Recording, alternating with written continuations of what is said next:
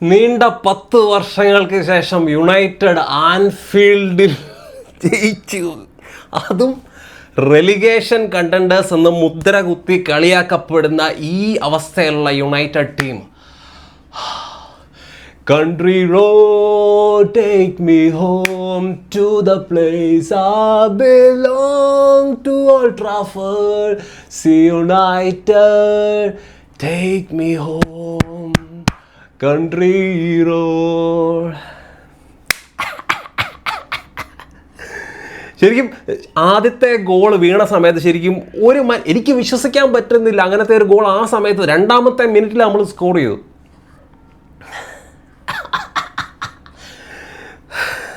ശരിക്കും യുണൈറ്റഡ് ഈ ഒരു മത്സരം ജയിക്കുമ്പം എനിക്ക് ഏറ്റവും ആദ്യം ഓർക്കാൻ തോന്നുന്ന മുഖം എന്ന് പറയുന്നത് റൂബൻ അമോറിമിൻ്റെ മുഖമാണ്.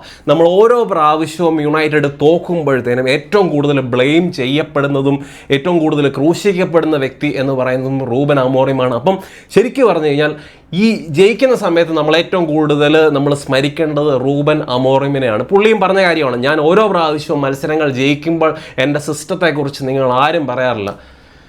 നമ്മൾ പറയുന്നു റൂബൻ അമോറിമിന് കിട്ടേണ്ട അപ്രീസിയേഷൻ ഇന്ന് പുള്ളി ഡിസർവിങ്. കാരണം മാച്ച് തുടങ്ങിയ സമയത്ത് നമ്മൾ ശരിക്കും എന്തുകൊണ്ട് സെസ്കോ ടീമിലില്ല, മഗ്വയർ എന്തുകൊണ്ട് സ്റ്റാർട്ട് ചെയ്തു, ഇങ്ങനത്തെ കുറേ സാധനങ്ങൾ ക്വസ്റ്റ്യൻ മാർക്ക് നമ്മുടെ മനസ്സിലുണ്ട്. പക്ഷേ ഇതെല്ലാം അമോറിമിൻ്റെ ഫസ്റ്റ് ടീം സെലക്ഷൻ ആയാലും അതുപോലെ അത് കഴിഞ്ഞിട്ടുള്ള ഓരോ സബ്സ്റ്റിറ്റ്യൂഷൻസും കസമിറോയെ മാറ്റുന്നു, അമാദിനെ മാറ്റുന്നു, ഡോർഗുനെ കൊണ്ടുവരുന്നു, സെസ്കോയെ കൊണ്ടുവരുന്നു, മൗണ്ടിനെ മാറ്റുന്നു. ഈ രീതിയിലുള്ള സബ്സ്റ്റിറ്റ്യൂഷൻസ് ഒക്കെ ശരിക്കും പറഞ്ഞാൽ നല്ല രീതിയിൽ വർക്കായ ദിവസമാണ് ഇന്ന്. അതുകൊണ്ട് തന്നെ അമോറിമിന് തൊട്ടതെല്ലാം പൊന്നായ ദിവസം. ശരിക്കും അമോറിമിനെ നല്ല രീതിയിൽ നമ്മൾ അപ്രീഷിയേറ്റ് ചെയ്യണം. ഇന്നത്തെ മാച്ചിൽ യുണൈറ്റഡിൻ്റെ ഒരു മെയിൻ സ്ട്രാറ്റജി എന്ന് പറയുന്നത് ലോങ് ബോൾസ് ആയിരുന്നു. അത് ഞാൻ പ്രിവ്യൂവിൽ പറഞ്ഞ കാര്യം, ലോങ് ബോൾസ് അറ്റംപ്റ്റ് ചെയ്യുക.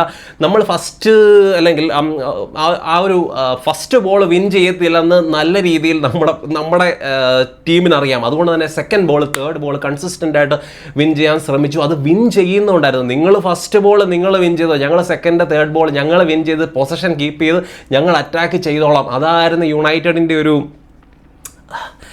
എന്താ പറയുന്നത് ടാക്ടിക്സ് അതായിരുന്നു. ശരിക്കും പറഞ്ഞു കഴിഞ്ഞാൽ ആ 2ാമത്തെ ഗോള് ലിവർപൂൾ ആ ഒരു ഗോൾ അടിച്ച് സമനിലയായി, 74ാമത്തെ മിനിറ്റ് ഗോൾ അടിച്ച് സമനിലയായി.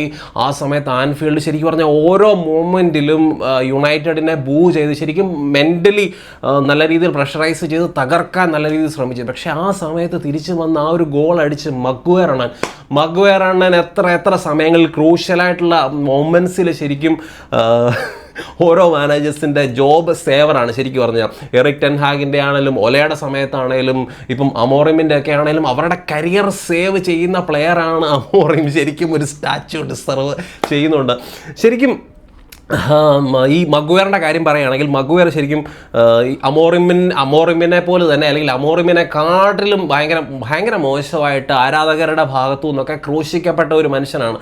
ആ മനുഷ്യൻ്റെ ഒരു തിരിച്ചുവരവ്, ഈ രീതിയിലൊക്കെയുള്ള പെർഫോമൻസ് പുള്ളി അത് നല്ല രീതിയിൽ ആസ്വദിക്കുന്നുണ്ട്. പുള്ളി ആ ഒരു ഗോളൊക്കെ സ്കോർ ചെയ്തിട്ട് ആ കാണികളെ സ്റ്റെയർ ചെയ്താൽ നിൽക്കുന്ന നിപ്പൊക്കെ ഉണ്ട്.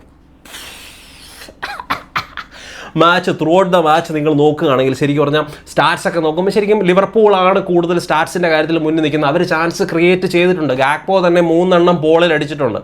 അപ്പോൾ അവർ ചാൻസ് ക്രിയേറ്റ് ചെയ്തിട്ടുണ്ട്. പക്ഷേ ചാൻസുകൾ മിസ് ചെയ്യുന്ന കുറച്ച് അൺലക്കി എന്നും വേണമെങ്കിൽ ലിവർപൂളിനെ പറയാം. പക്ഷേ അവരുടെ ഒരു ഫ്രണ്ട് 3 ശരിക്കും മുഹമ്മദ് സലാ അതുപോലെ തന്നെ പ്രത്യേകിച്ച് ഇസാക്കിനെ ഇനിയുള്ള മത്സരങ്ങൾ സ്റ്റാർട്ട് ചെയ്യരുത് എന്നാണ് എൻ്റെ ഒരു അഭിപ്രായം. കാരണം സ്ലോട്ട് സ്റ്റാർട്ട് ചെയ്യരുത്. എക്കിറ്റിക്ക വന്ന സമയത്ത് എക്കിറ്റിക്ക ഭയങ്കര ഷാർപ്പാണ്, കോൺഫിഡൻ്റ് ആണ് അവനെ കളിപ്പിക്കണം, എക്കിറ്റിക്കയെ കളിപ്പിക്കണം. അതുപോലെ തന്നെ എങ്കുമോഹ പോണക്കത്തെ പ്ലെയേഴ്സ് ബെഞ്ചിൽ നിൽപ്പുണ്ട്. അവനെ ഗാക്പോ കുറച്ച് സെക്കൻഡ് ഹാഫ് പകുതിയൊക്കെ ആകുമ്പോൾ ഗാക്പോയെ വലിച്ചിട്ട് എങ്കുമോഹ പോണക്കത്തെ കളിക്കാരനെ കൊണ്ടുവരണം, കിയസയെ കൊണ്ടുവരണം സലായ്ക്ക് പകരം.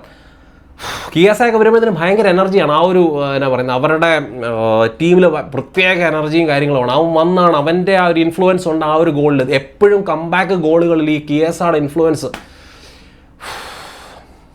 അവസാന ഭാഗം എന്നൊക്കെ പറഞ്ഞു കഴിഞ്ഞാൽ ഹാർട്ട് അറ്റാക്ക് വരുന്ന മാച്ചായിരുന്നു ശരിക്കും പറഞ്ഞു. ഞാൻ ഈ ഒരു മാച്ചിൽ ശരിക്കും പറഞ്ഞു കഴിഞ്ഞാൽ ഈ ഒരു മാച്ചിലൊരു സമനിലയാണെങ്കിലും നമുക്ക് ഓക്കെ, നമ്മൾ ഹാപ്പിയാണ്. പക്ഷെ ജയിക്കുക എന്ന് പറയുന്നത് എനിക്ക് വിശ്വസിക്കാൻ പറ്റാത്ത ഒരു കാര്യമാണ്. ഈ ഒരു തോൽവിയോടെ ലിവർപൂൾ 4ാം സ്ഥാനത്തോട്ടാണ് പോയിരിക്കുന്നത്. ഇത് നമ്മൾ യുണൈറ്റഡ് കാണുന്ന പോയിന്റ്സ് ടേബിൾ കാണുന്ന യുണൈറ്റഡ് ഫാൻസ് ഭയങ്കര കൃതാർത്ഥരായി മാറും. നമ്മൾ 9ാം സ്ഥാനത്ത് നമ്മൾ പയ്യെ കൺസിസ്റ്റൻ്റ് ആയിട്ട് ബിൽഡ് ചെയ്യുന്നു.